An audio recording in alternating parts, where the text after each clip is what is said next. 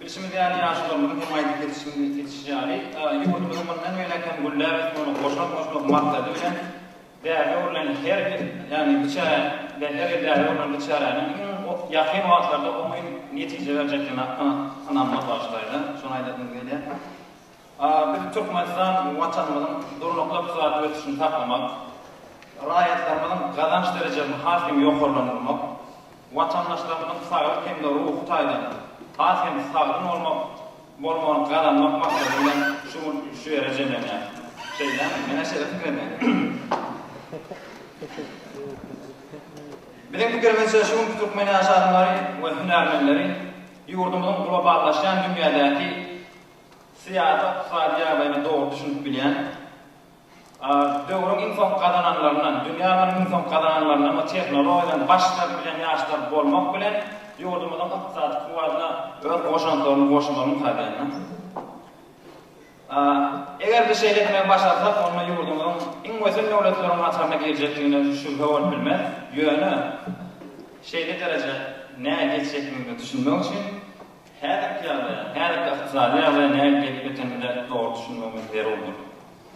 Sol maksat bilen helermen Hudaynadan Asayeliyev ve yoldaşım Bedir'in Muhaliyev global maliye çöküntülüğü ve onun Türkmenistan'a olan tediratı Moğol bilen kimliğine çıkış etmek için. Hemen birişinde realiyim. İmdat şu tabi müftermen yekeceğimin ayıp geçeklarında. Hemen birişinde realiyim. Şu maliye çöküntülüğü şu an dünya hemen eşitlikte haber işlerinden ya da öyle durmuşumuzda başımızdan geçeceği ya da dünyada ağır iqtisadi maliye çöküntülüğü devam ediyor. Bu çöküntülükte milyonlarca adam iştigali, milyonlarca şirketler ve fabrikalar yapıldı. Dünyanın her kuncaklarında milyonlarca adamlar açlığa, gariplikte var oldu. Şimdi şu ne global mesela olanları düşünmek için her ayda geçti geldiğinde ama sevdiklerini ya da bu devleti değişti mesela olman ne global bir mesele olanları düşünmek için Birleşen Ştatların cahil olduğundan korkacıları şey başlayakta. Sebebi çok iqtisadiyetçiler her ki global çöküntülüğün Birleşen Ştatların cahil olduğundan başlanmalarında alışacaklar. Görüşümü geldi. 2010 son 10 yılın devamında Birleşen Ştatlar'da cahilların tartıştaydı görüldü. Şu indekste 2010 yıla seyretsek 100 yıllık 2010 yıla cahil bakatı 100. 2008 yılda o real bakatı 140 nominal bakatı yani inflasyonun büyüyen bakatı 170 fark ettiktir. Diyecek olayanlarımız şurada şu anda için son 30 yıla seyretsek kendi üyütme bolmanlar yönü son 5 yılın devamında 80 motor üyütme türde bol bilmeyecekler, akla sığmayacaklar. Şeyde aşağıdan apiyetçin üzere dayandı. Yönü şu ne şu yanda geldi yani cahiller fakat son 5-10 yılın devamında ne şu 80 motorun arttırıp doğru uyuda çıkıyorlar. Şunu düşünmek için iki perspektiften düşündürmek gerek. Biri makro iqtisadi sebepler, ikincisi mikro iqtisadi sebepler. Makro iqtisadi sebeplerde 3 tane belli başlaydı. Şu devrim 2000 yıllarda global iqtisadiyata edip geçmek şurada veru.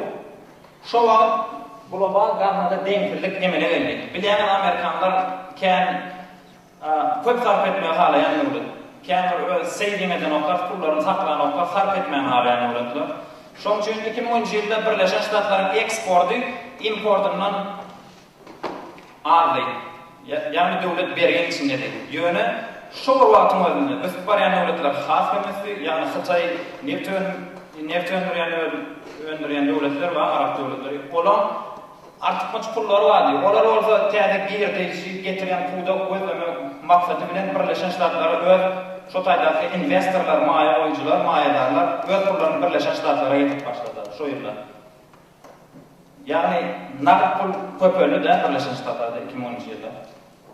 İkincisi, İngiliz diline .com bas diyorlar. Yani birjalarda 2009-2010 yıl arasında teknoloji şirketleri çiştirilip satıldı. Şolan paynamaları. Bu 2010 yılda şolan paynamalarının bakarı düştü de. Şunun için mali birjalarına maya koymak kendileri amaklı gelmedi daşar yoktu mayalarlar için.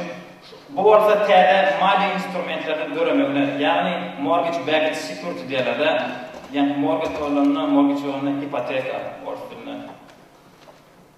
Ipotekalaşdyrylan gymmat bahaly kagazlaryň satylmagy artdy.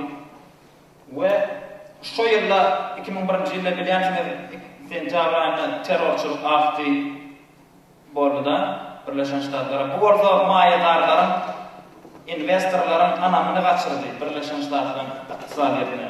Şol sebäpli käňler birjalara, maliýe birjalaryna, stock exchange'lara maýa oýunlary azady. Ýöne ýanky daşarýdan gelýän pul we Hytaýdan neft önümini öldürýän Arap döwletlerden artykmaç pul nira girdeci getirýän. Şoňa göre, şoň üçin bu ýa-da teşebbüsler şo pul inni jaý puluna invest etmeye başladı. Şoň üçin şo sebäpden hem jaýlaryň bahasy galdy. Mikro, yani ayda geçen emekler o şekilde mutlu bilen düşündürmektedir. Görüşümü değerli birler ustayda ayda countries that export capital. Daşar yolda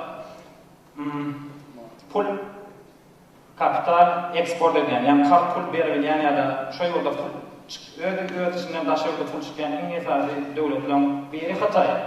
Bu ustayda görüşümü değerli Arap döwletleri var. Germaniýa, Ýaponiýa. Şu pullar Niragada görüşümde ýeňi oturmy Birleşen Ştatlara gelýär. Maýadarlar Birleşen Ştatlary agtybarly partner hökümine şu ýurda maýa oýunlaryny edýärler.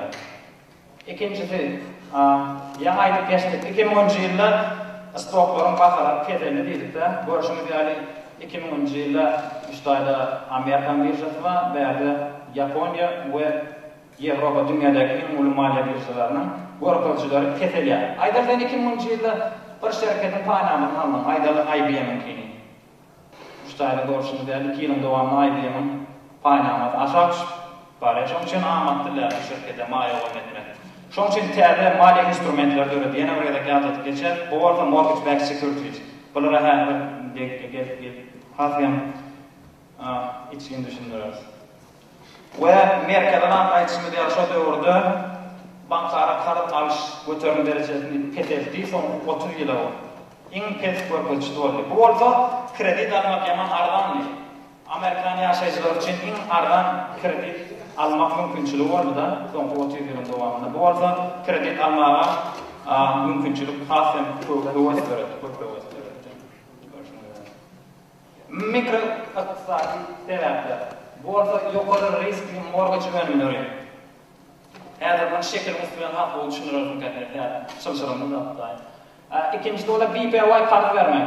Adatçy ýagdaýda haçanda banklar ýaşaýjylara kart vermek istese, olam Birleşen Ştatlarda kredit hissetdik barda. Olam yani kazanç derejelerini ýa-da 30 ýylyň dowamında ýeňilleştirilip berilen, yani şu kart pullary, jaý kart pullaryny berip biljekmi? Şoňa göre kart pullaryny berýärler da jaý almak üçin. Onuň näme göre berýärler? Şu ýanky girdeci derejelerini terejýärler. Ýok näçe ýyllar iş staży var. Şu zatlary terejýärler. Ýöne kredit götürüm derejesi ardan, Merkel'den ki 30 ýyllar ardan götürüm derejesine ýetirdi. Banklara imket derejesine ýetirdi. Şoň üçin näme diýär? Berýärler.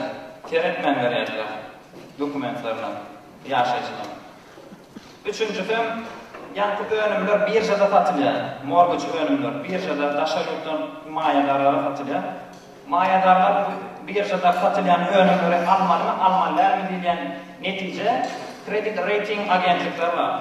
Olar aýdýar şu bond, mesalan, şu gymmat baha kagaz agtybarly, şu risk ýok, şunu alyp bilersiňiz. Ýa-da şunu alyp bilmersiňiz.